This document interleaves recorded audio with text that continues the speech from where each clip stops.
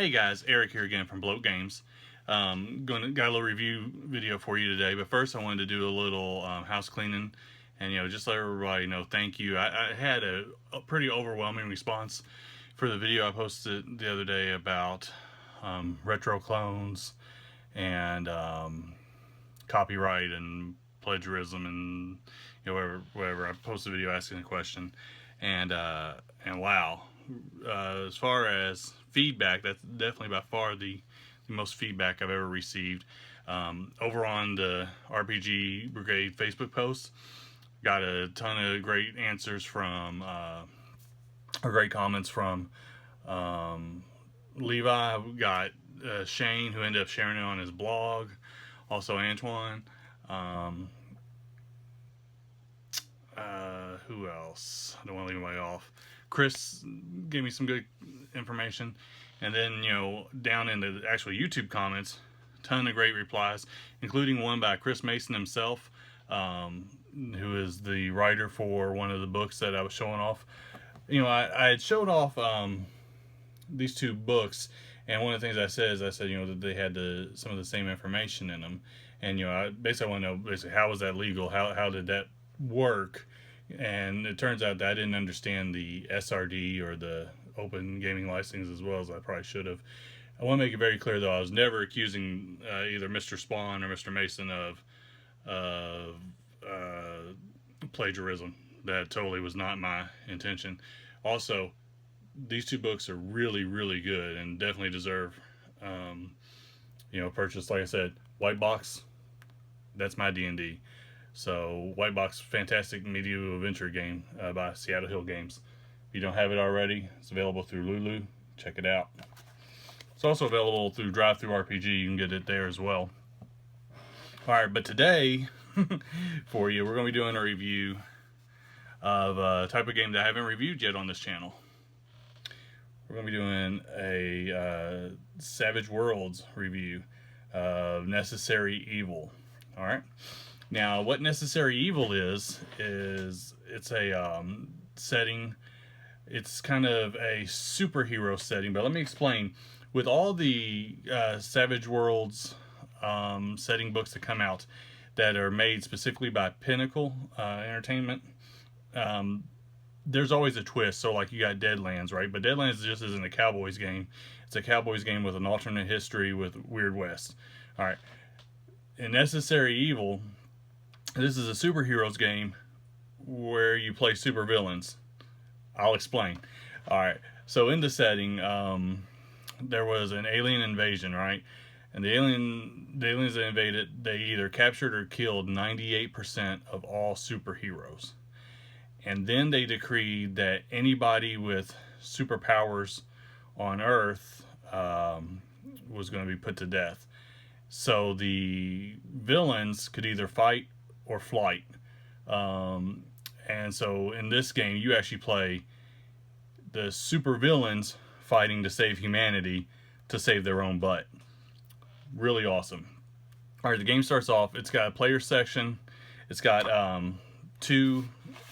only two chapters in the player section, which basically one just tells you kind of what I just told you. It's about like what's going on. Everything in this is you're based out of a city called Star City. All the big cities like New York, LA, Chicago, they've all been reduced to rubble, right? The aliens that came, they didn't give any kind of warning. There was no talk. They just came and invaded and attacked. And it describes them as a cross between a shark. It says all the worst features from a shark and a crocodile. They're definitely amphibian looking. The humans call them fins. Let's see, I'll grab you a picture of a fin real quick. And that that they their goal was just to wipe out and enslave. Here we go. Let's scoot over. There we go. That's a fin right there. All right. So everything that happens in this fictitious city called Star City. Now, just like with Savage Worlds, it does require the use of the Savage Worlds Explorer's Guide. I got the deluxe edition. guys, this is only $9.99. It's a system neutral game. Highly worth, highly recommended. Definitely worth the $9.99 they cost to get in. Okay.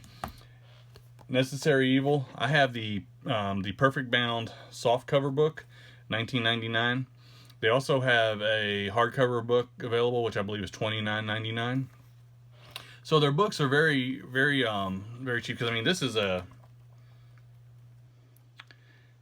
200 page, 185, almost 200 pages, full color, chock full of tons of awesome art. The art, as with most of the stuff with Pinnacle, is top notch. The book itself was written by Mr. Clint Black, Shane Lacey Hensley, who is like the guy who created, and the guy who created Deadlands and is the #1 person over there at Pinnacle Entertainment, and also Scott Pyle. Very cool stuff. One of the things that in Savage Worlds that you do is you start by you can take powers, okay? So, and then you also will take flaws eventually, but like the powers that it has listed, they have everything in here. Just about any superhero you can imagine, they have the inverse of, and you know, of it for the super villains. I like this guy right here. He's pretty awesome. They also have, so you can like build a character from the ground up and make exactly what you want, right? But then they also have,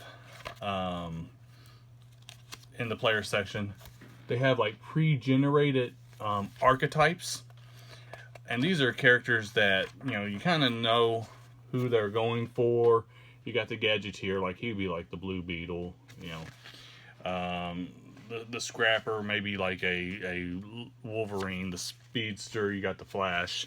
So you got all these like pre-made archetypes. The Sorcerer, so you got like your Ravens and stuff like that.